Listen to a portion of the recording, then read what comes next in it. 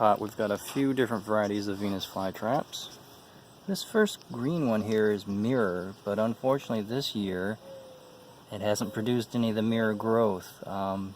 It doesn't do it very regularly, so it's kind of hard to predict, but as you can see it's eating plenty of flies, so it's doing alright.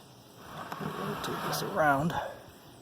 This is royal red, and this Venus flytrap variety, this cultivar, has not always been very friendly to me because it just won't form any divisions, and when I plant the flower stalks they never seem to develop any strikes. That said, the mother plant, the plant is doing fairly well.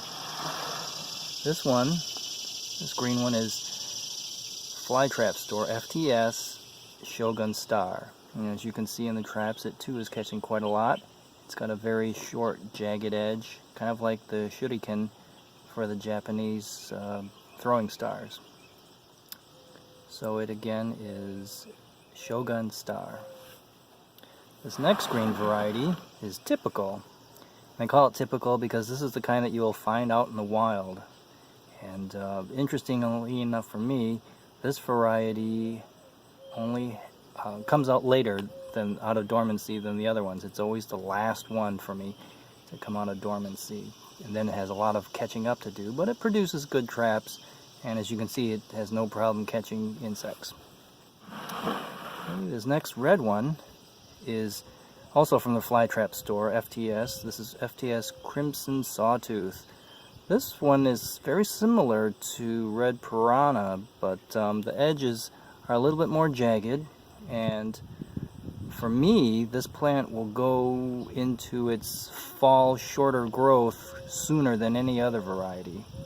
But it also is a nice red plant. This one does reproduce quite well. It forms a lot of divisions, and every couple of years I've got extras to sell or trade or give away.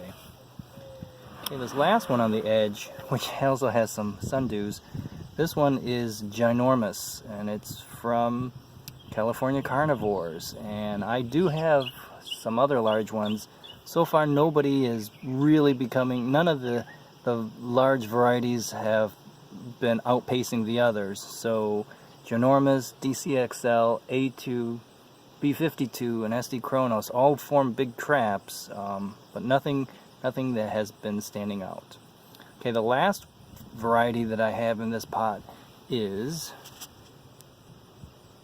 Korean Melody Shark, and it kind of looks kind of like a bean sprout, but it actually came from a shark tooth Venus flytrap, and as you can look at the edges, they are kind of jagged, and but the leaf blade itself is very narrow, so it's kind of interesting. This variety always, when it comes to wintertime, it always goes back and almost totally dies out, and I'm always worried that it's not going to come back the following spring, but so far it has.